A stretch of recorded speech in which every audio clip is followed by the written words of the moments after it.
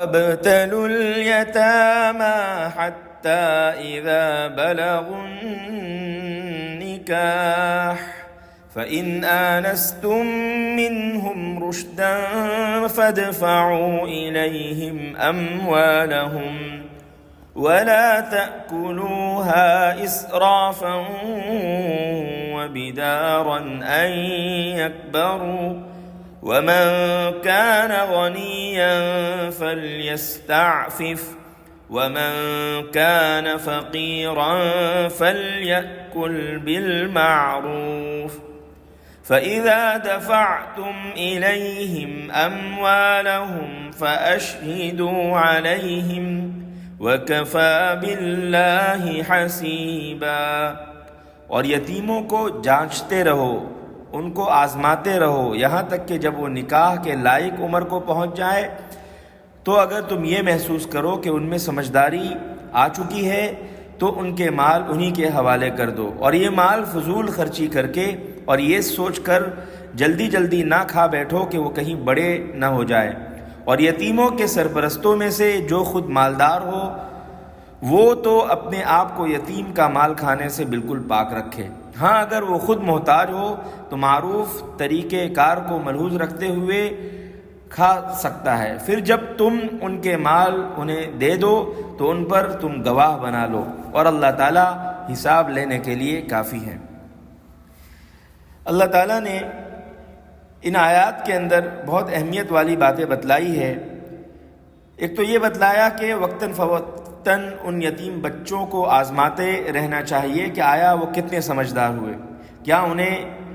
اپنے مال کے صحیح استعمال کا سلیقہ آ گیا ہے، اور یہ بھی واضح کر دیا گیا کہ صرف بالغ ہو جانا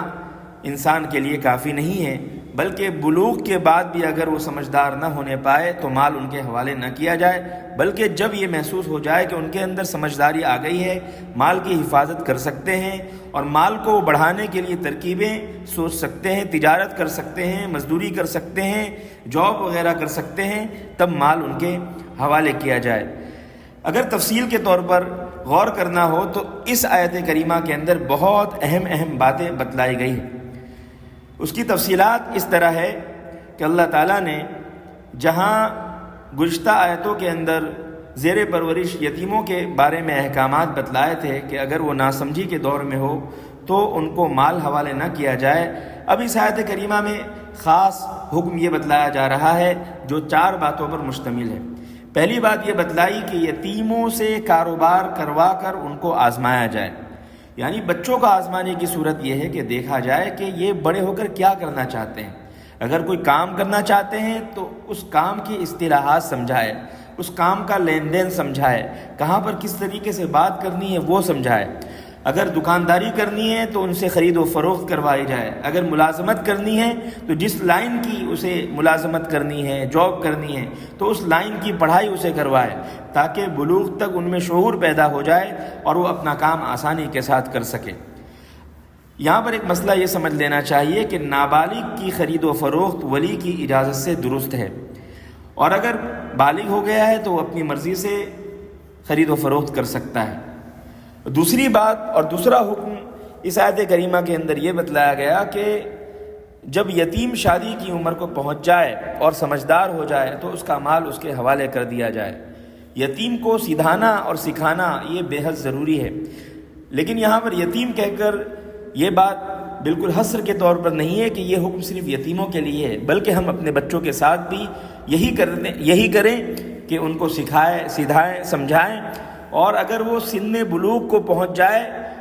اور بالغ ہونے کے بعد اس عمر تک آ جائے کہ اب ان کی نکاح کی عمر ہو گئی ہے تو ان کی شادی کرا دی جائے، ان کا نکاح کرا دیا جائے۔ جوان لڑکے لڑکیوں کی شادی میں بہت زیادہ تاخیر شرعی اعتبار سے بالکل مناسب نہیں، کیونکہ اس سے معاشرہ بگڑتا ہے۔ ہاں کوئی عارض ہو، کوئی پریشانی ہو، تعلیم باقی ہو یا اٹھان کمزور ہو تو تاخیر کی جا سکتی ہے، اور یتیم بچہ اگر ہوش مند ہو گیا، اپنا کاروبار سنبھال سکتا ہے، عقل مندی اور سنجیدگی اس کے اندر آ گئی اور اس کی شادی کرا دی گئی، یا اسے بعد میں شادی کرنی ہے، پہلے مال اسے چاہیے، اتنی سنجیدگی اگر آ گئی ہے تو اس کے اموال کو، اس کے جائیداد کو اس کے حوالے کیا جا سکتا ہے تاکہ وہ اپنے پیروں پر کھڑا ہو جائے اور اس کے کاموں پر نظر رکھی جائے، اور اگر اسے مشورے کی ضرورت ہو تو اسے مشورے بھی دیے جائے تاکہ وہ خسارے اور نقصان میں جانے سے بچ جائے۔ تیسرا حکم اللہ تعالیٰ نے یہ دیا کہ یتیم کے باپ نے جو میراث چھوڑی ہے وہ اس کے بڑے ہونے تک جس کے زیر کفالت یا زیر پرورش رہتا ہے ان کو یہ حکم ہے کہ اس کے مال کو کھا پی کر ختم نہ کر دیا جائے۔ اگر ایسا کیا جائے گا تو یتیم جب بڑا ہوگا تو اپنا پیسہ کیسے سنبھال سکے گا اور اپنا کاروبار کیسے شروع کر سکے گا؟ اس لیے لالچ نہ کی جائے کہ اس کا سارا مال جلدی ختم کر دیا جائے تاکہ بڑا ہو تو کہہ دیا جائے کہ تمہارا کچھ بھی میرے پاس نہیں ہے، یا کہ یہ ڈر پیدا نہ ہو کہ جب یہ بڑا ہوگا تو مجھ سے مانگے گا، لہذا شروع ہی میں اس کے مالوں کو ادھر ادھر کر دیا جائے۔ تو ایسا نہ کیا جائے، بلکہ امانت داری کا خیال کرتے ہوئے یہ سوچا جائے کہ یہ بچہ جب بڑا ہوگا کاروبار کرے گا تو ضروری ہے کہ اس کے پاس کچھ پیسے بھی ہوں، بنا پیسے کے کاروبار کیسے کر سکتا ہے؟ لہذا بڑے ہونے تک کھا پی کر مال ختم کرنے کی دو صورتیں ہیں۔ یتیم پر خرچ کرنے میں اگر اسراف کیا جائے، مثلا اس کی ضرورت ایک چیز سے پوری ہو جاتی ہے، ہم نے 2 چیز لا کر دے دی، تھوڑے سے پوری ہو جاتی ہے، ہم نے بہت زیادہ لا کر دے دیا، تو یہ نہیں ہونا چاہیے، بلکہ کفایت شعاری سے خرچ کرنا چاہیے تاکہ اس کا مال کچھ بچا ہوا رہے، جب اس کو الگ کیا جائے تو وہ مال اس کے کام آئے اور وہ اس کے ذریعے سے کاروبار کو بڑھا سکے۔ اگر خالی ہاتھ اس کو الگ کیا گیا تو وہ مشکل میں پڑ جائے گا۔ دوسری بات اس کے اندر یہ بھی سوچنے کی ہے کہ سرپرست اپنی خدمت کا معاوضہ لے سکتا ہے، تو یہ کب لے سکتا ہے؟ تو شرعی طور پر یہ کہا گیا کہ اگر تم نے اس کے مال کو صحیح جگہ پر خرچ کیا، جیسے کوئی پراپرٹی لے لی یا کوئی کاروبار میں اس کا پیسہ لگا دیا یا اس کے لیے کوئی دکان بنا دی یا اس کے لیے کوئی بزنس بنا دیا، تو اب وہ بڑا ہو گیا، لیکن اس سے پہلے 20 سال 30 سال جو سرپرست نے اس کے کاروبار کو سنبھالا ہے تو اس کا پیسہ سرپرست لے سکتا ہے یا نہیں لے سکتا ہے؟ تو اس سلسلے میں جان لینا چاہیے کہ اگر یتیم کا سرپرست مالدار ہے تو وہ خدمت کا بدلہ یا معاوضہ یا اس کی تنخواہ نہیں لے سکتا، اور اگر وہ سرپرست غریب ہے تو عرف کے مطابق ایک آدمی کی جتنی تنخواہ اس طرح کے کام کرنے پر ہوتی ہے وہی تنخواہ اس کے لیے لینا جائز ہے، اس سے زائد لینا جائز نہیں ہے۔ لہذا اس مسئلے کو خاص طور سے ملحوظ رکھنا چاہیے تاکہ یتیم کا مال اس کے پاس سلامتی کے ساتھ رہے اور یتیم کا ہاتھ ہرا بھرا رہے۔ پھر اسی طرح جب یتیم کو اس کا مال سپرد کیا جائے تو اس وقت شرعی طور پر گواہ بنا لے۔ مستحب یہ ہے کہ جب یتیم کا مال اس کے حوالے کیا جائے تو جو کچھ اس کے سپرد کیا جا رہا ہے تو اس وقت گواہ بنا لے، اور جب یہ ہمارے زیر تربیت آیا تھا تو اس وقت بھی گواہ بنا لیا جائے۔ اور یہاں پر اللہ تعالیٰ نے بہت اہمیت کے ساتھ اس بات کو بتلایا ہے کہ اصل گواہ تو اللہ تعالیٰ ہے، وہ سب کچھ دیکھ رہا ہے اور وہ جان رہا ہے کہ تم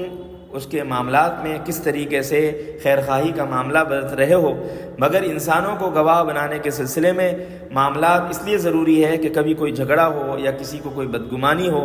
تو تسلی کی جا سکتی ہے اور اس بدگمانی کو دور کیا جا سکتا ہے۔ اس لیے بہت ہی آسانی کے ساتھ یہ مسئلہ اس طریقے سے سمجھا جا سکتا ہے کہ جب بچہ نکاح کی عمر کو پہنچ جائے تو مال اس کے حوالے کر دیا جائے جب اس کے اندر سنجیدگی دیکھے،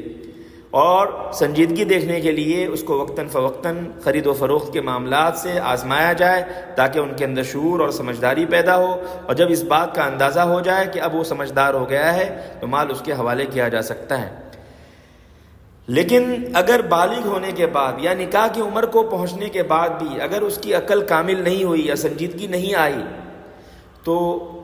فقہا کا اس میں اختلاف ہے۔ کچھ فقہا یہ فرماتے ہیں کہ اگر 25 سال کا ہو گیا تو مال اس کے حوالے کر دیا جائے، چاہے پوری طرح عقل مند ہو یا نہ ہو۔ لیکن کچھ فقہاء کرام نے فرمایا کہ نہیں، اگر 25 سال کے بعد بھی وہ سمجھدار نہ ہوا ہو تو اس کا مال اس کے سپرد نہیں کیا جائے گا، بلکہ سرپرست اپنے پاس رکھے گا، پھر اس کو جب سنجیدگی آئے گی تبھی مال اس کے حوالے کیا جائے گا۔ بچوں کا بالغ ہونا 2 طریقے سے ہوتا ہے، یا تو